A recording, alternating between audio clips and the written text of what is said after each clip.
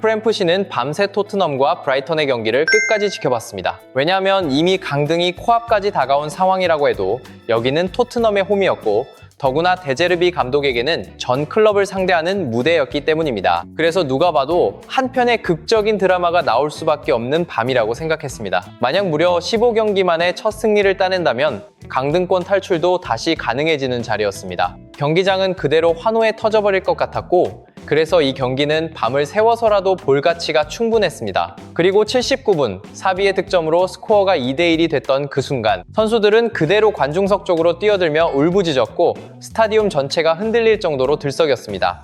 정말 모든 것이 살아나는 듯 했습니다. 그런데 불과 5분 뒤 정말 단 5분 만에 그 모든 것이 산산조각이 나버렸습니다. 어젯밤 토트넘 호스퍼 스타디움에서 벌어진 일은 그냥 이 무승부가 아니었습니다. 그건 저주받은 듯한 한 클럽이 결국 낭떠러지 아래로 떨어지는 순간이었고 어떤 드라마 작가도 이보다 더 잔인하게 이야기를 쓰기는 어려울 정도의 밤이었습니다. 오늘은 손흥민을 제대로 존중하지도 않은 채 떠나보낸 토트넘이 왜 지금 진짜 저주받은 강등 시나리오 한가운데에 갇혀있는지 그 흐름을 하나하나 짚어보겠습니다. 지금 토트넘에게 남아있는 경기들의 상대 클럽들은 모두 제각각의 이유로 토트넘을 향해 이렇게 말하고 있는 분위기입니다. 토트넘은 우리의 재물이다. 그리고 그 출발점이 된 오늘 경기는 사실상 로베르토 데제르비 감독의 홈비전이었습니다. 토트넘 스타디움에는 수천 개의 흰 깃발이 물결쳤고 팬들은 새 감독에게 마지막 희망을 걸었습니다. 전반 39분 사비 시몬스의 환상적인 크로스를 받은 페드로 포로가 헤딩으로 선제골을 터뜨렸습니다. 그 순간 경기장은 그대로 폭발했습니다. 분위기는 완전히 토트넘 쪽으로 기울어지는 듯 했습니다. 하지만 전반 추가 시간 파오로 미토마가 파스칼 그로스의 크로스를 발리 슛으로 마무리하며 동점을 만들어냈습니다. 어렵게 잡은 흐름이 다시 흔들리기 시작했습니다. 후반전은 말 그대로 숨막히는 공방전이 이어졌습니다. 서로가 서로를 몰아붙였고 한 골이면 모든 분위기가 뒤집힐 수 있는 긴장감이 경기장을 가득 채웠습니다. 그리고 77분 루카스 베리바리 공을 빼앗아 사비 시몬스에게 연결했습니다. 시몬스는 수비수를 제쳐냈고 베르볼 위원 골키퍼를 넘기는 환상적인 가마차기 슛을 꽂아 넣었습니다. 그 장면은 완벽했습니다. 스타디움은 그대로 황홀경에 빠졌고 선수들은 관중석으로 달려가 팬들과 함께 기쁨을 터뜨렸습니다. 15경기 무승이라는 악몽이 드디어 끝나는 줄 알았습니다. 정말 다 끝난 것처럼 보였습니다. 하지만 바로 그 순간이 문제였습니다. 경기는 아직 끝나지 않았습니다. 추가 시간은 무려 8분이나 선언됐습니다. 그리고 그 추가 시간 5분째 수비수 케빈 단소가 페널티 박스 안에서 공을 너무 오래 잡고 있었습니다. 브라이턴의 안스가 달려들어 공을 가로챘고 그 공은 루터에게 연결됐습니다. 교체 투입된 조르지니오 루터는 차갑게 골망을 갈랐습니다. 95분 스코어는 다시 2대2. 조금 전까지 스타디움을 뒤덮고 있던 황홀경은 채 20분도 지나지 않아 극심한 고통으로 뒤바뀌었습니다. 경기 종료 휘슬이 울리자 토트넘 선수들은 얼굴을 감싸쥐었고 팬들은 망연자실한 표정으로 그 장면을 바라볼 수밖에 없었습니다. BBC는 이날을 두고 눈물이 쏟아질 듯한 열광적인 축하에서 20분 만에 극심한 고통으로라는 제목의 기사를 냈습니다.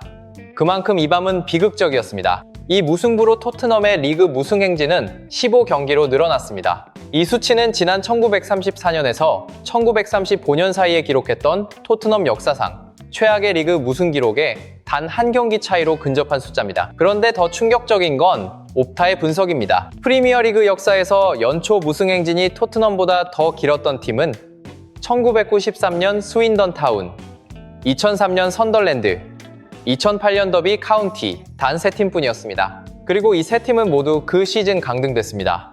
현재 토트넘의 강등 확률은 옵타 슈퍼컴퓨터 기준 약 49%입니다. 17위 웨스트햄과는 단 한 점 차. 1977년 이후 49년 만에 2부 리그 강등이 현실이 될 수도 있는 위기입니다.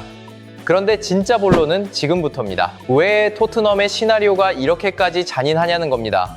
이유는 단순합니다. 남은 5경기의 상대 가운데 단 한 팀도 토트넘을 살려줄 생각이 없기 때문입니다. 아니, 오히려 전부 다 토트넘을 반드시 꺾어야 할 이유가 너무 분명합니다. 첫 번째 상대는 울버햄튼입니다. 4월 25일, 토트넘은 울버햄튼 원정을 떠납니다. 그런데 이 울버햄튼은 사실상 강등이 100% 확정된 팀입니다. 옵타 슈퍼컴퓨터는 울버햄튼의 강등 확률을 100%로 분류했습니다. 시즌 내내 최하위를 달리면서 리그 32 경기에서 단 3승, 승점 17점. 강등은 거의 기정사실이 된 상태입니다. 그런 팀이 홈에서 토트넘을 맞이합니다. 이미 2부 리그행이 거의 확정적인 팀이 무슨 부담이 있겠습니까? 오히려 아무 부담 없이 한때 강팀이었던 토트넘을 자기들 손으로 끌어내리겠다는 마음으로 더 거칠게 달려들 가능성이 큽니다. 울버햄튼 입장에서는 이 경기가 마지막 자존심이 걸린 싸움이 될 수 있습니다. 두 번째 상대는 아스톤 빌라입니다. 5월 3일 토트넘은 아스톤 빌라 원정을 치릅니다. 이 팀은 유럽 대항전 진출권을 놓고 치열한 경쟁을 벌이고 있습니다. 상위권 진입을 위해서는 반드시 승점 3점이 필요한 팀입니다. 빌라는 유로파리그에서도 볼로냐를 상대로 7대1 대승을 거두며 4강에 오를 정도로 기세가 좋습니다. 지금 이 팀에게 토트넘전은 선물 같은 경기나 다름없습니다. 흐름이 좋은 팀, 동기부여가 확실한 팀, 그리고 승점이 절실한 팀이 기다리고 있습니다. 토트넘 입장에서는 절대 반가운 상대가 아닙니다. 세 번째 상대는 첼시입니다.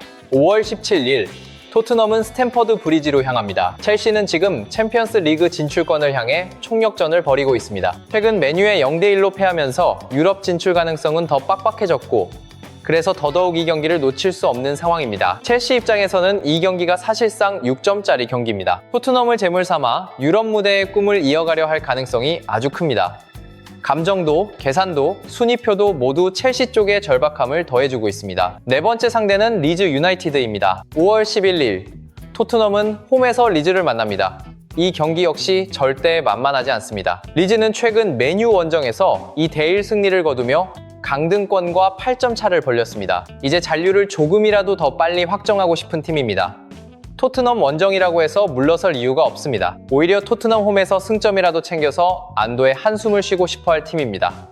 그러니 이 경기 역시 토트넘에게 편한 흐름으로 흘러갈 가능성은 낮습니다. 마지막 상대는 에버턴입니다. 시즌 최종전인 5월 24일 토트넘은 홈에서 에버턴을 맞이합니다. 에버턴 역시 원정 경기에서 강한 면모를 보여주는 팀입니다. 마지막 경기라고 해서 봐줄 팀이 아닙니다. 결국 남은 5경기 가운데 단 한 팀도 토트넘을 살려주겠다는 분위기는 없습니다. 특히 에버턴은 토트넘을 강등시킨 마지막 경기의 주인공으로 역사에 이름을 남기고 싶어 할 수 있습니다. 모두가 각자의 이유로 토트넘을 반드시 꺾겠다고 벼르고 있는 셈입니다. 그렇다면 토트넘은 왜 이 지경까지 오게 된 걸까요? 여기서 절대 빠지지 않는 이름이 있습니다. 바로 손흥민입니다. 지난 여름 토트넘은 10년 동안 클럽의 상징이었던 손흥민을 사실상 무례하게 내보냈습니다. 손흥민은 유로파 리그 우승의 주역이었고 클럽 역사상 최고의 외국인 선수 중 한 명이었습니다. 그런데도 토트넘은 손흥민에게 충분한 예우조차 하지 않은 채 LAFC로 보내버렸습니다. 그리고 그 후임으로 사비 시몬스를 약 136억 원이라는 거액을 들여 영입했습니다. 하지만 결과는 냉혹했습니다. 시몬스는 리그 26경기에서 고작 한 골, 손흥민의 공백은 전혀 메워지지 않았습니다. 그래서 지금 일각에서는 손흥민을 무례하게 떠나보낸 대가를 토트넘이 이제 톡톡히 치르고 있다는 비판이 나오는 것입니다. 괜히 나오는 말이 아닙니다. 팀의 상징을 보내는 방식이 어설펐고 그 빈자리를 채우는 선택도 제대로 맞아떨어지지 않았기 때문입니다. 팬들 입장에서는 억울하고 분하고 또 허탈할 수밖에 없는 흐름입니다. 특히 손흥민이 떠난 뒤 토트넘에는 엄청난 사건들이 줄줄이 터졌습니다. 이건 그냥 운이 없었다는 말로 넘길 수 있는 수준이 아니었습니다. 25년간 클럽을 이끈 다니엘 레비 회장의 사임, 시즌 시작 전 제임스 메디슨과 데안 클루셉스키의 무릎 부상으로 인한 시즌 아웃, 여기에 주장 크리스티안 로메로까지 선덜랜드전 부상으로 시즌 아웃이 유력한 상황입니다. 리그 20팀 가운데 부상자가 가장 많은 팀이라는 점도 이 비극을 더 선명하게 보여줍니다. 그것만이 아닙니다. 시즌 도중 감독이 무려 3번이나 바뀌었습니다. 팀이 얼마나 흔들리고 있었는지 이 한 줄만으로도 충분히 느껴집니다. 데제르비 감독은 선수들에게 이렇게 말했습니다. 강해지라고, 다시 나를 따르라고.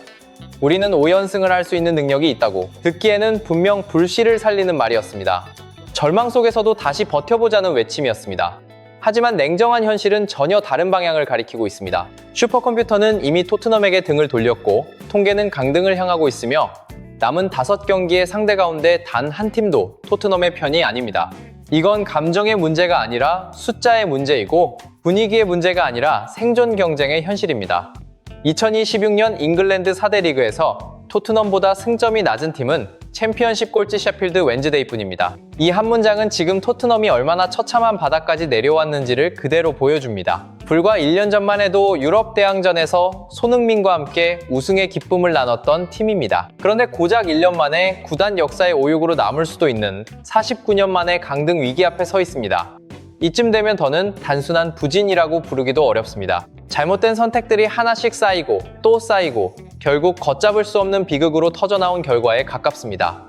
지금 토트넘 팬들은 뒤늦게 같은 말을 되뇌고 있습니다. 이제 와서 손흥민이 토트넘에 있었다면 그 말이 왜 이렇게 뼈아프게 들리는지 지금 순위표와 경기력 그리고 팀 분위기가 전부 증명하고 있습니다. 팬들은 이것을 단순한 우연이 아니라 잘못된 결정 하나하나가 쌓여 만들어낸 필연적인 비극이라고 받아들이고 있습니다. 95분의 동점골은 분명 잔인했습니다. 하지만 진짜 더 잔인한 것은 이제부터입니다. 앞으로 남은 5경기, 그 5번의 무대가 토트넘에게는 마지막 심판대가 될 수 있기 때문입니다. 토트넘이 이 저주를 정말 끊어낼 수 있을까요? 아니면 정말로 49년 만에 강등이라는 이름을 역사에 새기게 될까요? 지금 이 팀 앞에 놓인 건 희망 섞인 어그로성 반전 드라마가 아니라 잘못 건드린 선택의 대가가 얼마나 무섭게 돌아오는지를 보여주는 현실 그 자체입니다. 밥줄처럼 붙잡고 있던 프리미어 리그 자리마저 놓치게 된다면 이 시즌은 단순한 실패가 아니라 토트넘 역사의 길이 남을 붕괴의 기록으로 남게 될 것입니다. 끝까지 지켜보신 여러분은 이번 토트넘의 추락 어떻게 보셨습니까? 손흥민을 떠나보낸 방식부터 연이은 선택들까지 어디서부터 비극이 시작됐다고 보시는지 댓글로 남겨주시기 바랍니다. 그리고 이런 강렬한 축구 이슈와 무너지는 팀들의 진짜 속사정을 계속 보고 싶다면 채널을 꼭 기억해 주시기 바랍니다.